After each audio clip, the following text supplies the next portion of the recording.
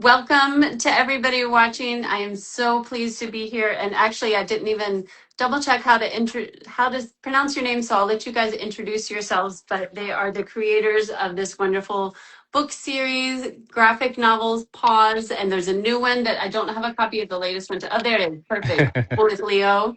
Yeah. Number 5 has just come out, so it's very exciting. A lot of kids who are really excited about this, including my daughter. So why don't I let you, I don't know who wants to go first. Maybe Nathan, you want to go first since I Sure. think you were started. Yeah. First, introduce yourself and tell us, how did you get into this business? Okay. Yeah. My name is Nathan Fairbairn, and I have been in the comics industry for over 20 years. A lot, you see all the white in the beard. Uh, Um, yeah. So I've just always been in love with comics as a kid, and I got an English degree because I wanted to write, and I always thought I would write comic books. And I graduated university, and I was like, right, time to write all the comic books. Here it goes. And I started sending off these these scripts to Marvel and DC, and like these ideas that I had. I didn't know how the industry worked, and I got back these incredible letters with like Spider-Man swinging across them that would say, please stop sending us unsolicited material. That goes straight in the recycling. We're not going to read it. And I was like, well, how do you get, how do you get in, sort of thing? And you just got to get your foot in the door some way is basic message that I got. And so I was like, okay, well, I always drew, but I figured I was like a good 5 years of like dedicated, hard, study to get my drawing up to the point where I could draw my own comics. But I thought, you know what? Comics has, a lot of role players. There's the inkers, there's the colorists, there's the letterers, there's editors. It's kind of like a band. It takes a lot of people to make a comic. I was like, I bet I could like learn. I bet I could learn coloring in less than 5 years. And I just started studying. Like every night I had free time, I would just like pull up Photoshop and then start. I went on. This was the era of the message board, when the message board was the king of the internet. There was no social media, and I found a place where there was a niche message board for every single interest, and there was one for coloring comic books. And I just started doing hanging out there and learning to color. And it was 3 years later, almost to the day, that I signed my first deal with Marvel as a colorist. And then I just got so good at coloring and then I had babies. I had two babies kind of back to back. And I just got so tired and so work focused that I literally forgot the reason I was coloring comic books was to write, to get my foot in the door, to do some writing. And then it was just luck that I was working on a Batman comic and they were putting out an anthology. And the editor really liked me and we got along. He's like, hey, would you like to take a crack at writing one of these little short stories? And I was like, oh yeah, I would actually. And I wrote the script that afternoon and had it approved, and it just reminded me of my love of writing. And so that was when I got back into trying to develop writing. And I wrote some other stuff. I wrote a book called Lake of Fire, which was like a science fiction thing. And I'd done a lot of work, but at that time I had a daughter who was really into comics, but she was not into anything that I had ever done or whatever was on a path to ever do. She wasn't interested in superhero stuff, but she loved like Raina Telgemeier, and she loved Babysitter's Club, and a lot of those other great middle grade comics. And so I just decided my next thing would be something that I could share with her. And so that's when I started working on PAWS. Almost 8 years ago is when I kind of came up with the concept. Yeah, and that's luckily when I met Michelle, and I'll hand it over to her now. Well, hi, I'm Michele Assarasakorn, and I initially started as an artist in the gaming and the animation industry as a designer and a painter. I was from Thailand, so I was on an international visa, and I could not get like a kind of corporate job because they just weren't giving out visas to international students. And so I managed to find like a small concept art gig that enabled me to stay, but I also wanted to kind of expand my horizon as well. And so Toronto had a thriving comic book community.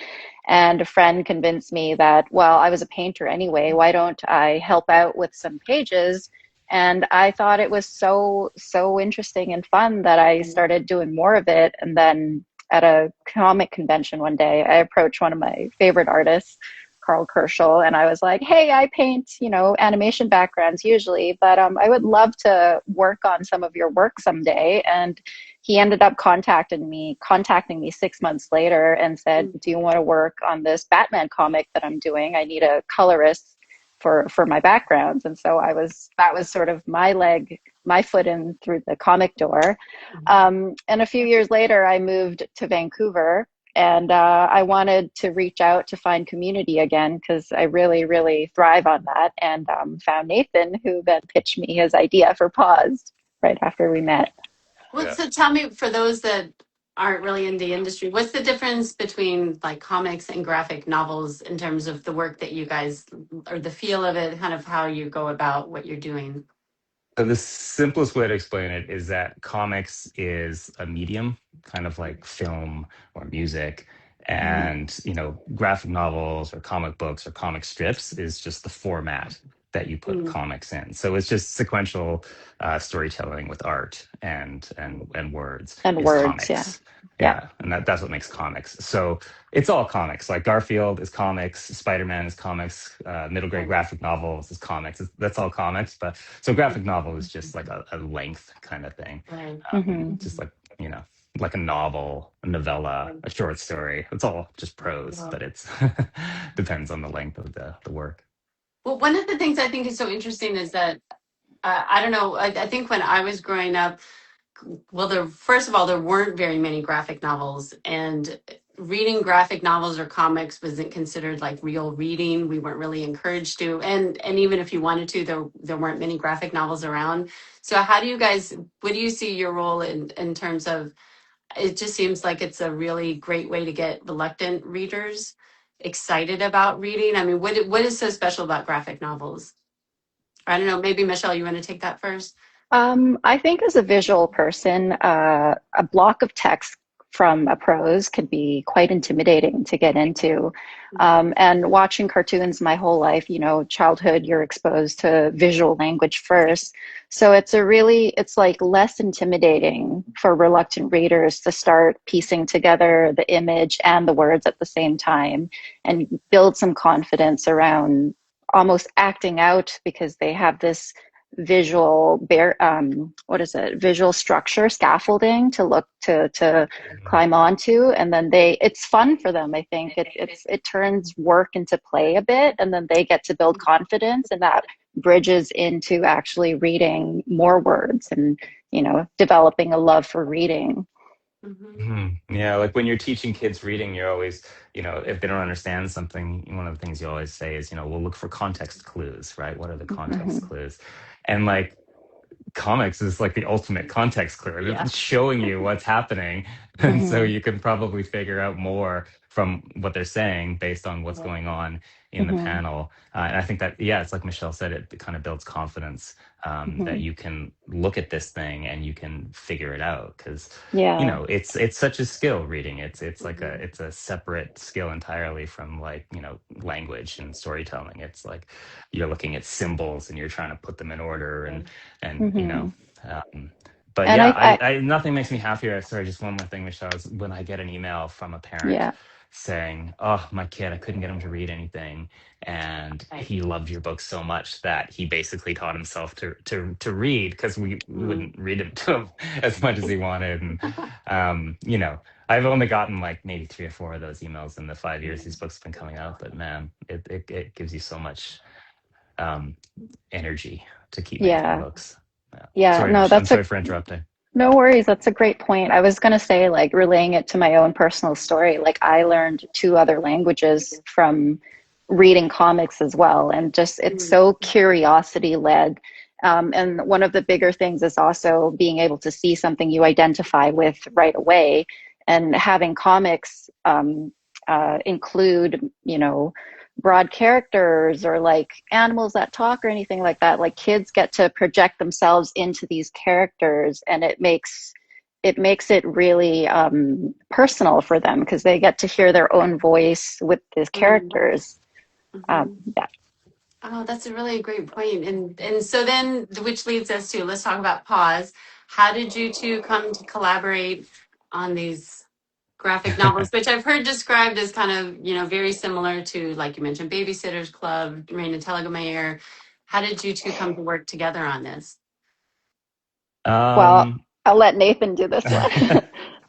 yeah, I mean, it was just, I don't know, just luck, I guess, Mm, that I had decided I wanted to do this project, and I had come up with some ideas, and it was still very early, like poorly formed, and just kind of out of the blue, I got like a message from this mm, colorist who I had, we'd interacted online because everyone in it's a small industry, and if you're online mm, at all, you kind of spend, you know time, chatting back and forth or commenting on each other's work. And so I was really aware of her work, and I really respected her work as a colorist. So I was like, yeah, sure, let's, the Vancouver comics community is not as big as Toronto, and so I'm also always looking for people to talk shop mm, with and mm, connect with. But like before meeting up with her for coffee, I wanted to familiarize myself a bit more with her. So I went on her Instagram page and mm, saw what she was into and the kind of things she shared and what she was posting about.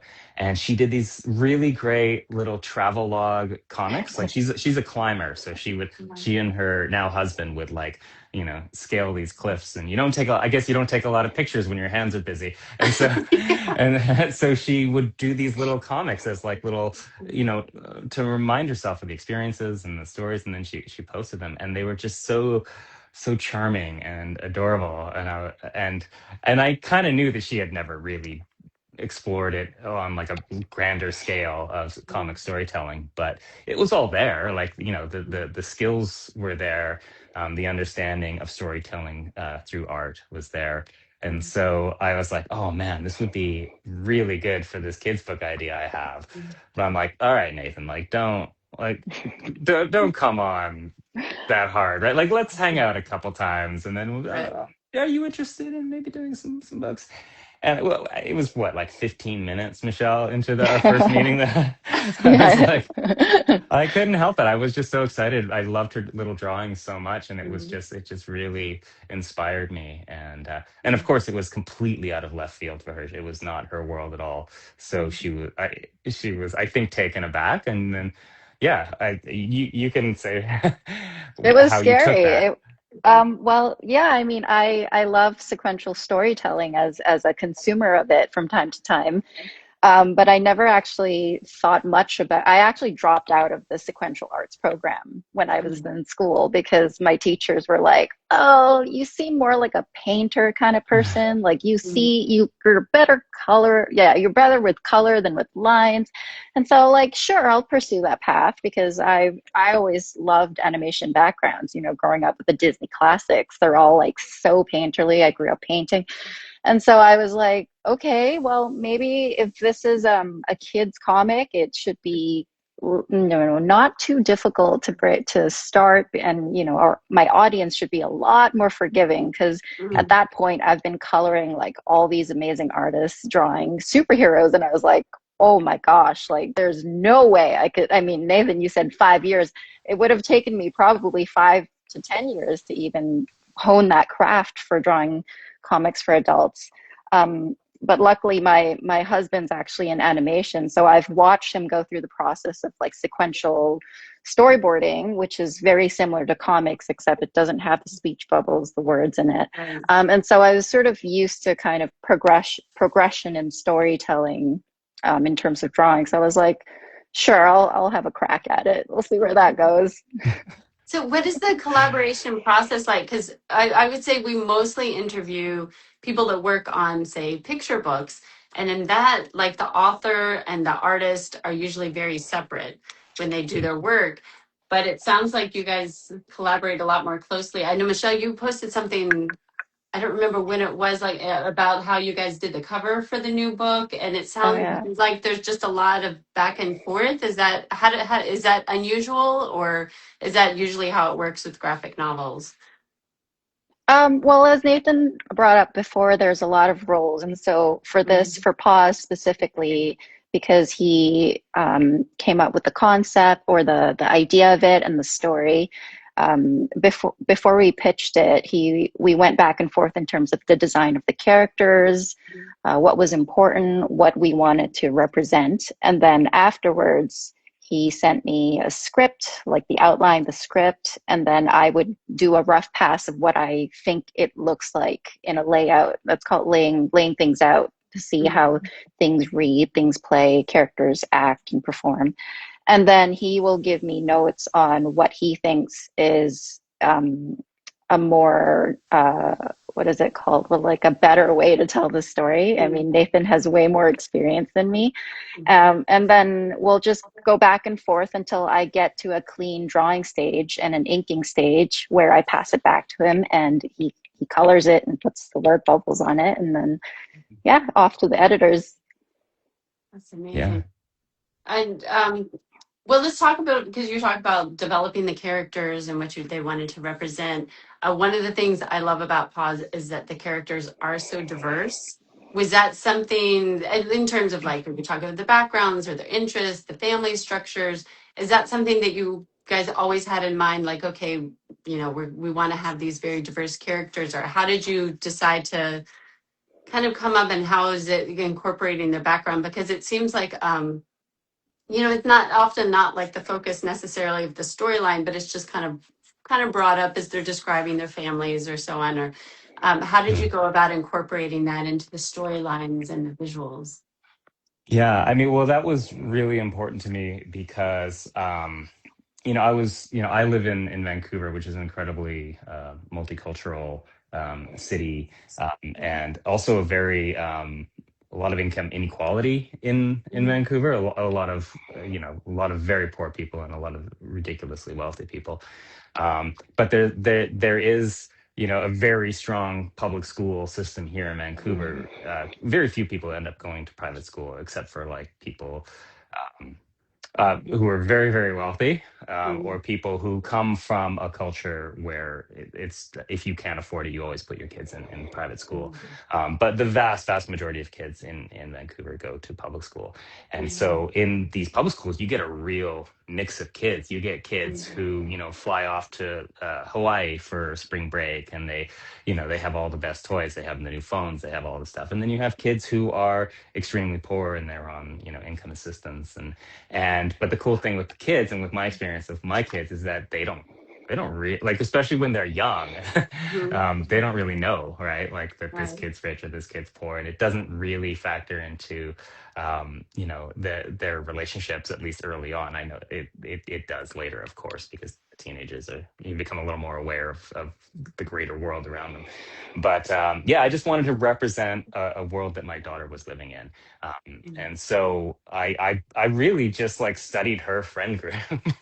And like, like Mindy is one of the kids. Mindy Kim is this Korean Canadian kid, yeah, whose mom is a hairdresser and a single mom, and that's just literally was my daughter's best friend at the time. And then Priya was another friend of I based more on a friend of my son's, and I just kind of drew from this incredible mix of kids that my kids went to school with.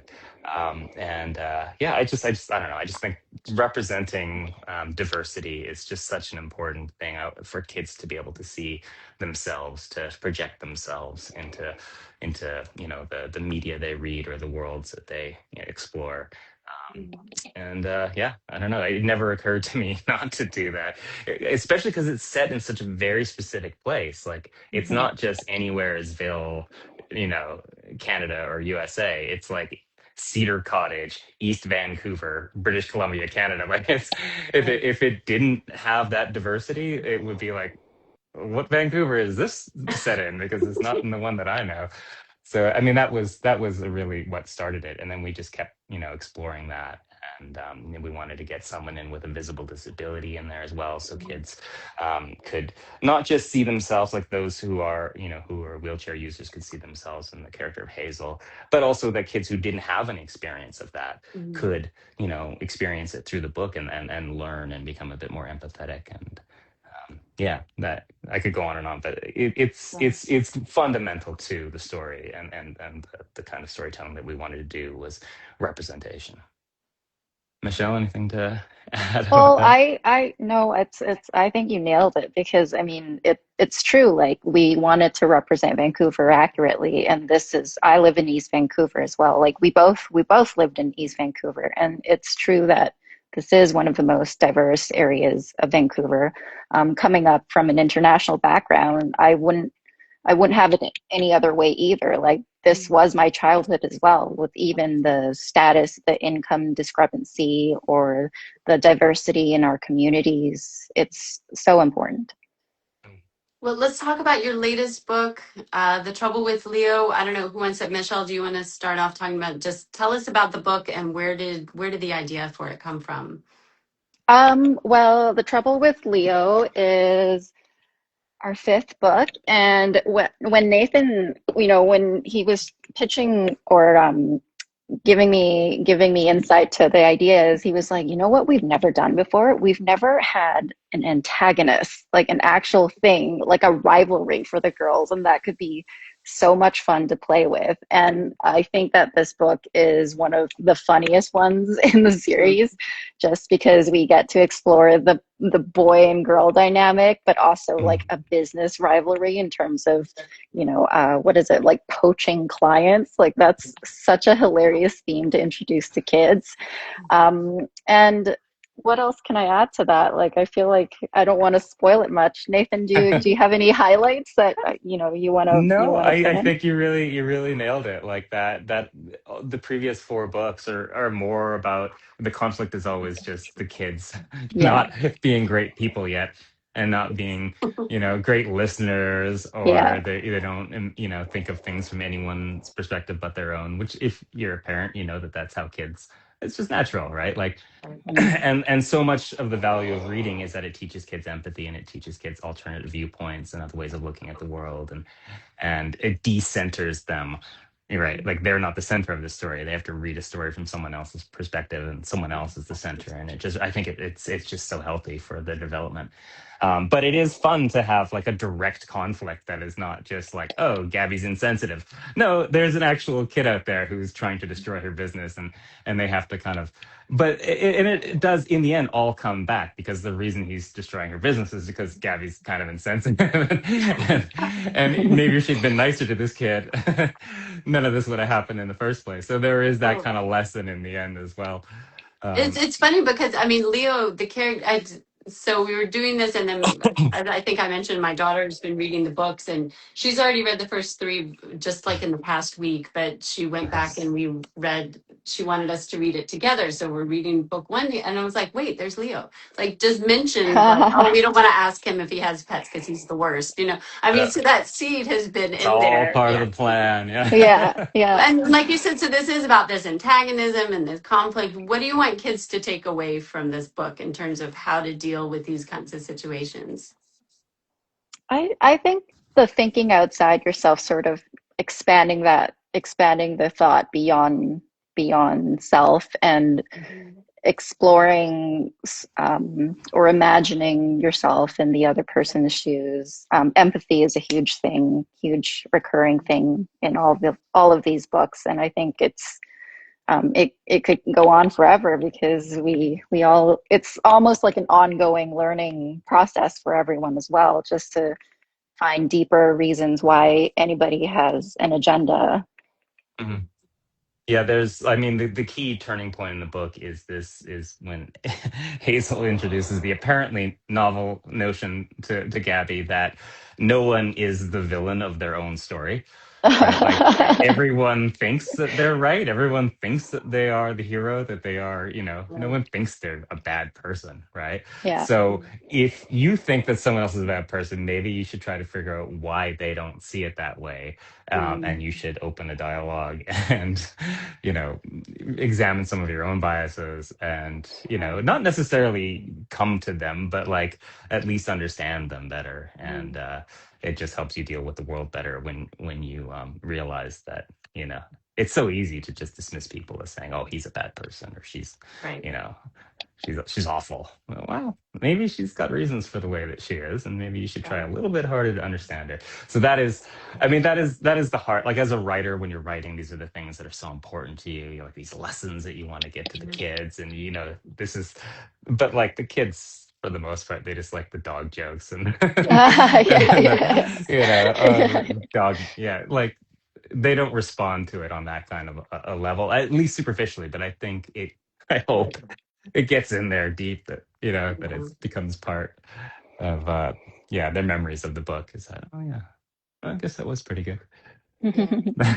Yeah, well, so let's talk a little bit about the future of the series. I mean, I think people probably may have already heard that Nathan, you're going to be stepping back, and Michelle, you're going to be taking over the series Hmm. moving forward. So, can you tell us a little bit about that? How's that like for you, Michelle? Is that, I mean, you said like when you first started working on this is a little scary. Do you feel like now you guys have done 5 books together, like you feel more confident about it, or? Oh no, I wake up terrified every day.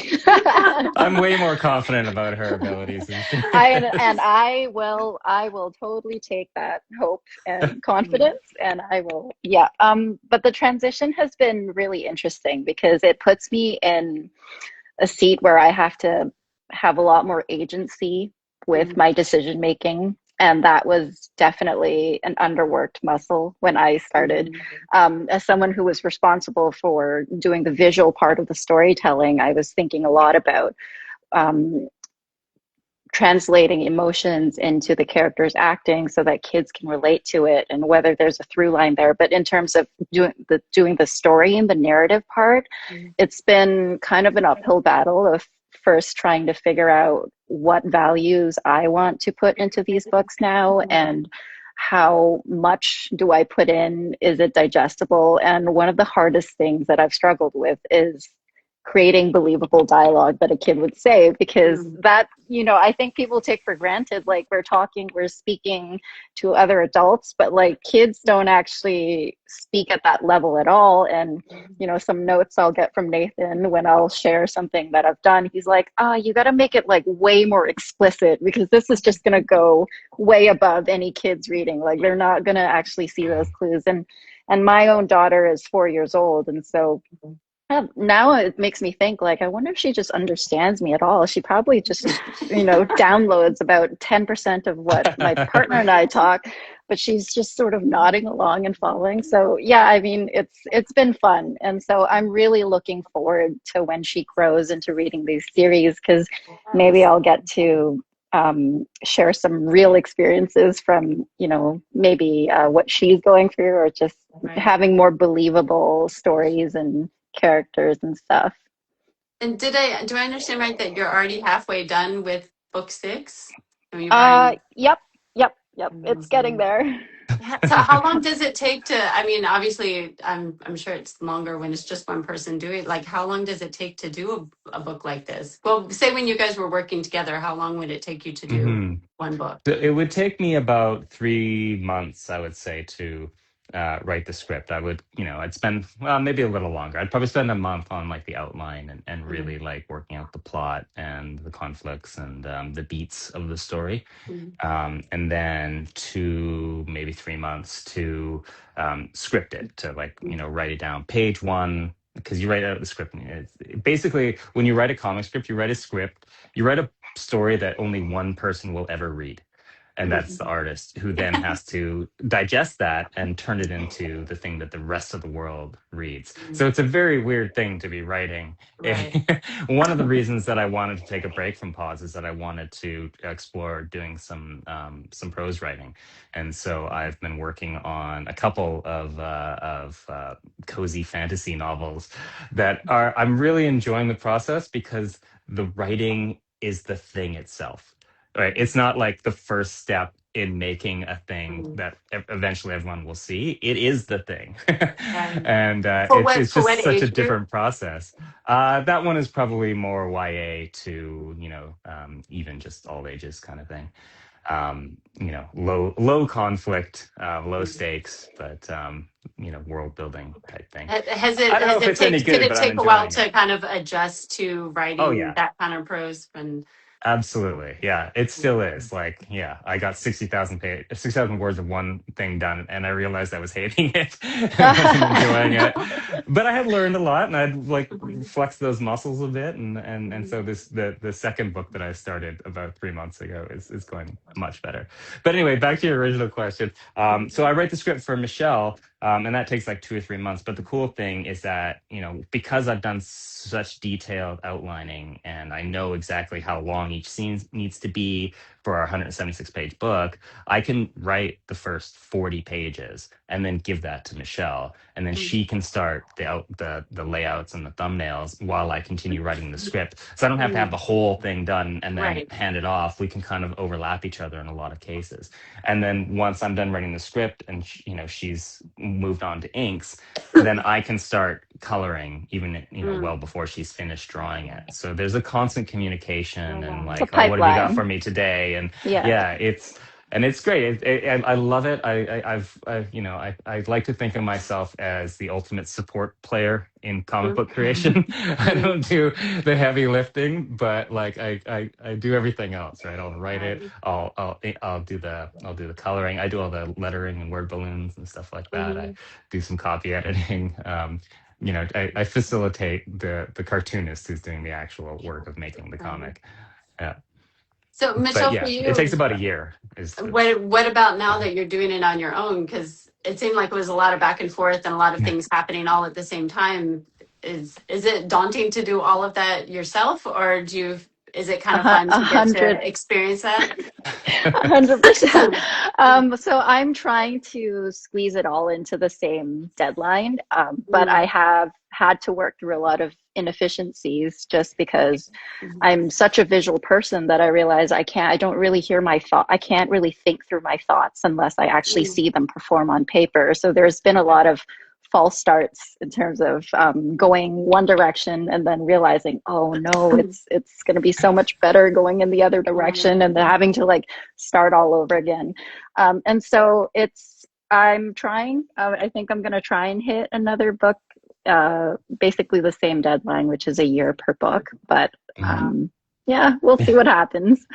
That's so exciting, though. I mean, I can't wait to see. Do you think that is this something you see going on for a long time, or are you I would thinking about like to other get projects? better at it. It's definitely a craft that I really appreciate. Like, I rather do this hard thing than another hard thing. I feel like this is what I really enjoy, even though it sucks a lot Yeah. at the time. Yeah. Well, And I'm I sure it's might come amazing. back if she gets tired of writing after 2 books. I might come back and do some writing Yeah, on you might on, be on ready to books come back. 8. And Yeah. now that I've scratched the itch of writing some other things that I Right. wanted to write, Yeah. because another reason I left is not just because I wanted to write some other things, but like my daughter, like I mentioned earlier, I don't know, before we went live, that when I started this, she was 10 when I came up with the idea, and she just turned 18 and is in her first year university. So when you start writing a thing for someone else, and then that person, just naturally is not interested in it because it's not for who they are now. Right. It's for who they were, 8 years ago, and people change so much at that during those ages that, like, I started to I worried that I would maybe start to lose my way, and so I Right. wanted to kind of like, and I don't know, it just felt, I just wanted to see what Michelle would do with it. And she's got a daughter that's going to be aging perfectly into the Yeah. demographic, and how cool would Yes. that be that mom writes and draws comics that all the other Oh, kids she in her does not. class are reading. That's going to happen, Michelle, in about I don't in think about she two cares at years. all. Not yet. Not yet. No, I bet she well, will. Yeah. she loves reading the books, and she actually is starting to pitch me storylines of what happens to these Oh. dogs You already. see? But Oh, the that's funny That's thing, where great. I was it's 8 years ago.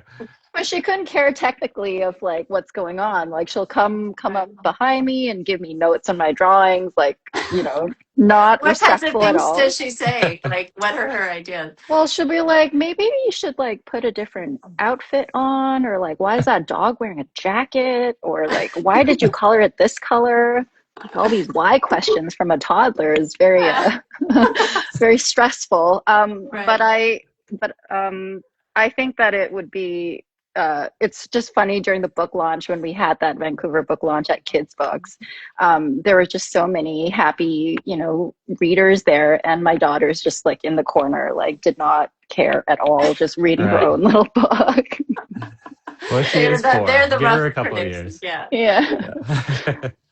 Well, thank you guys so much. This is so much fun talking with you. Before we go, do either of you want to kind of give a shout out to other projects that you're working on or thinking? I know you mentioned your book, The Prose YA. When can we expect to maybe see that? I don't know. I don't know. It's kind of back to it's very exciting, but it's also kind of terrifying to leave a project that is so well established and that is currently the #1 kids book in Canada to make something that I may never find a publisher for. So, but you at a certain point, you just got to kind of go where the inspiration is and hope the good things follow. And if not, maybe I'll come back to Michele and beg her to let me start writing this thing again. I'll wait. I'll be waiting. Well, thank or you maybe both we do for something totally different. Who knows? Like I love working with Michele, and I do miss it, and so I would love to get back to it someday. Yeah. Well, we're so excited to have you guys on here. Like I said, I think my daughter was the most excited that I would be talking with you because she loves your book. So thank you both for taking the time to talk with us today. And for anybody who's watching, if you joined us late, as always, this is going to be up on Instagram and later on our YouTube channel, so you can catch it all then. Thank you both. This was so much fun. Thank you so much. Thank you. All right, it's good seeing you Bye, again, everybody. Bye. Bye, everybody.